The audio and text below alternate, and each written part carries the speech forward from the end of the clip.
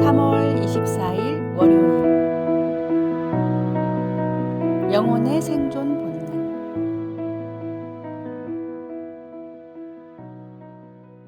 북극곰은 매년 수천 킬로미터를 헤엄쳐 얼음이 녹지 않는 바다로 이동합니다.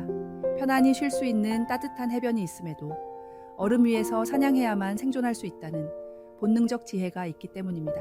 또한 북극곰은 매일 자신의 하얀 털을 정성스레 손질합니다.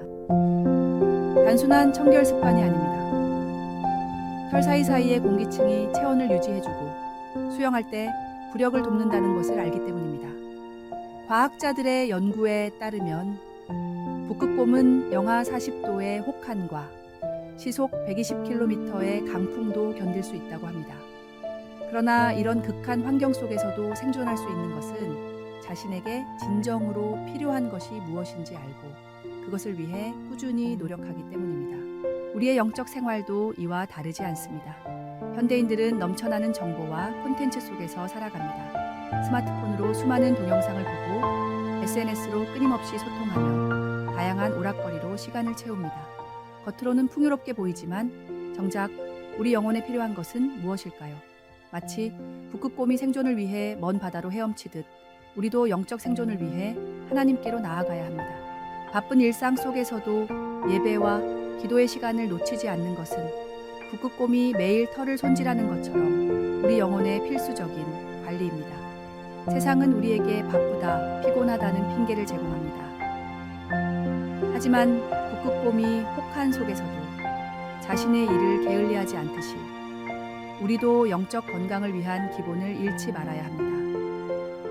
말씀 묵상과 기도는 우리 영혼의 생존 수칙이며 하나님과의 교제는 영원한 생명의 근원입니다. 오늘의 말씀. 의에 줄이고 목마른 자는 복이 있나니 그들이 배부를 것이며. 오늘의 만나. 진정한 영적 건강은 우리의 필요를 아시는 하나님께 규칙적으로 나아가는 것에서 시작됩니다.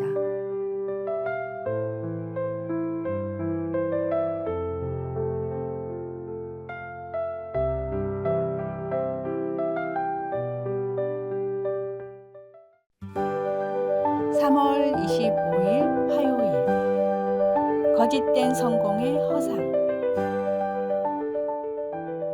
1988년도에 열린 그래미 시상식에서 당시 신인으로 등장해 큰 인기를 끌었던 독일의 밀리 바닐리라는 그룹이 공연을 하고 있었습니다.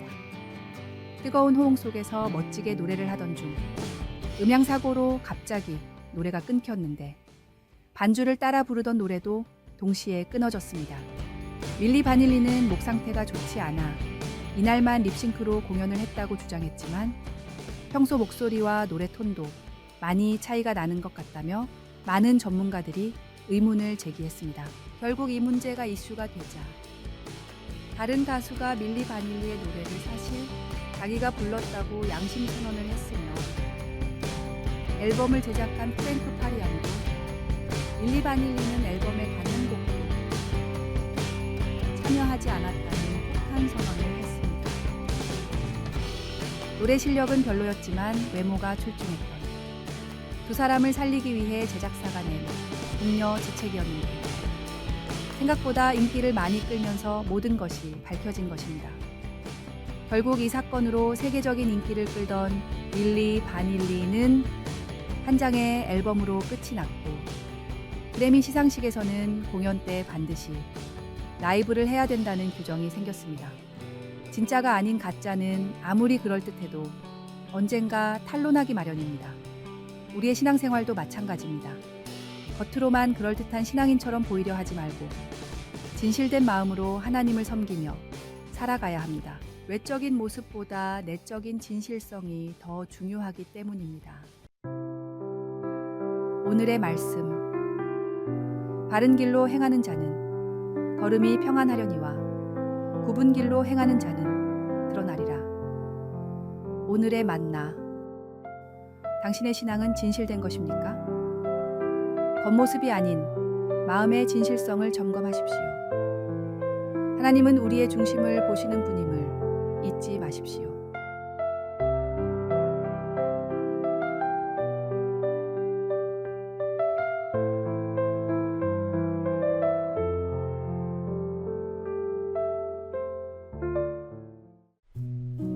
3월 26일 수요일.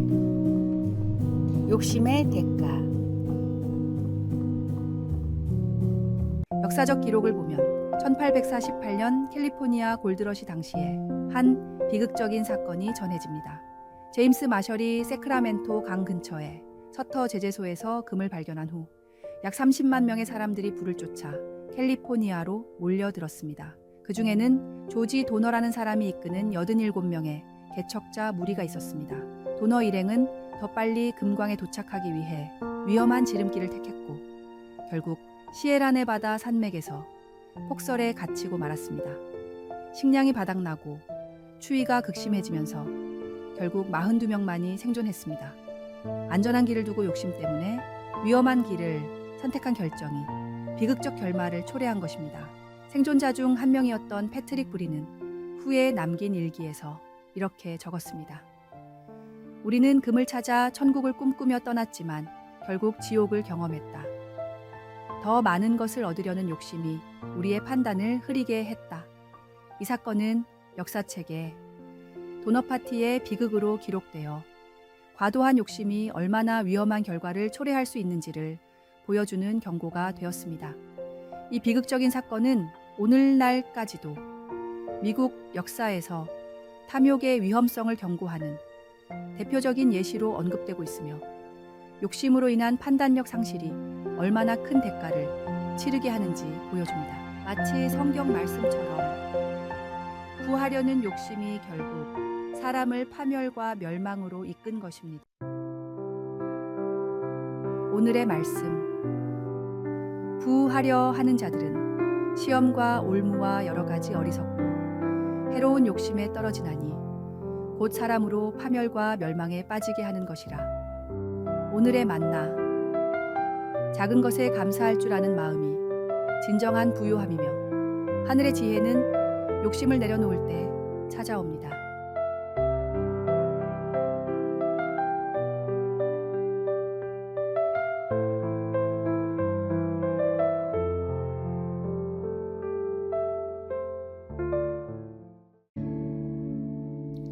(3월 27일) 목요일. 은혜와 변화. 한 마을에 극심한 가뭄이 찾아왔습니다. 농부들은 하늘만 바라보며 한숨 쉬었고 마을 우물은 바닥을 드러냈으며 농작물은 모두 말라 죽어갔습니다. 사람들은 하나 둘 마을을 떠나기 시작했습니다. 그때 한 노인이 있었습니다. 그는 매일 아침 마른 땅을 일구고 씨를 뿌렸습니다.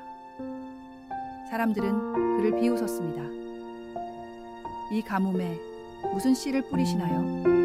물도 없는데 어떻게 자란단 말입니까? 하지만 노인은 묵묵히 자신의 일을 계속했습니다.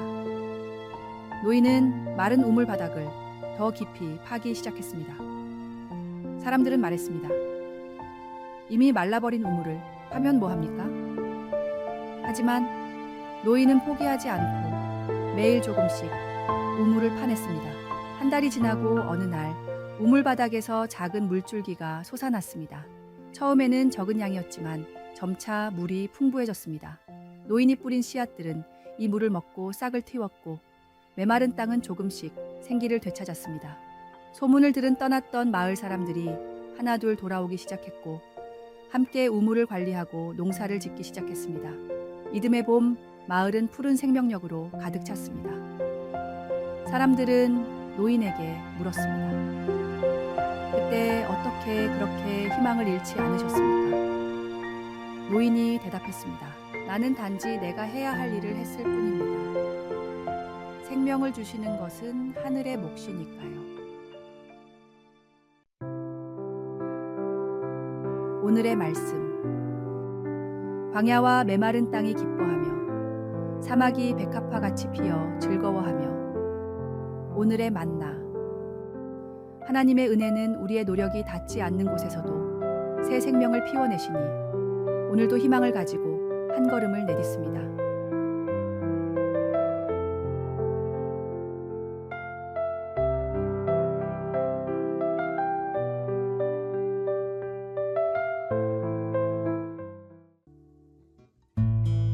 3월 28일 금요일. 우주에서 발견한 하나님. 20세기 가장 영향력 있는 천문학자 중 한 명인 앨런 샌디지는 허블 상수를 정밀하게 측정하고 최초의 퀘이사를 발견한 과학자였습니다.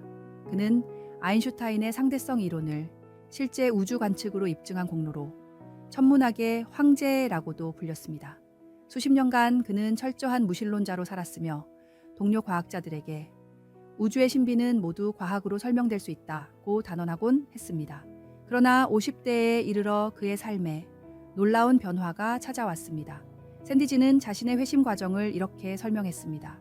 우주의 질서와 그 속에 숨겨진 신비를 연구하면 할수록 이 모든 것이 단순한 우연으로는 설명될 수 없다는 결론에 도달했습니다. 우주의 정교한 설계는 창조주의 존재를 가리키고 있었습니다. 제가 오랫동안 보지 못했던 것은 제 내면의 교만 때문이었습니다. 1985년 그는 공개적으로 자신의 신앙을 고백했습니다. 과학은 어떻게? 라는 질문에는 답할 수 있지만 왜? 라는 질문에는 답할 수 없습니다. 진정한 겸손은 우리가 알지 못하는 것이 알고 있는 것보다 훨씬 많다는 사실을 인정하는 것입니다.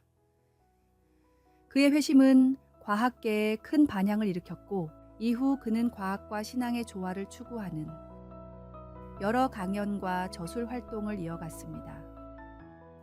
특히 그의 마지막 저서 신앙의 증거로서의 과학적 발견에서는 위대한 과학적 발견들은 우리를 더 큰 신비 앞으로 인도할 뿐이라고 고백했습니다. 오늘의 말씀. 하나님께서 구하시는 제사는 상한 심령이라. 하나님이여 상하고 통회하는 마음을 주께서 멸시하지 아니하시리이다. 오늘의 만나. 회개는 우리의 한계를 인정하고 하나님의 위대하심 앞에 겸손히 나아가는 은혜의 시작입니다.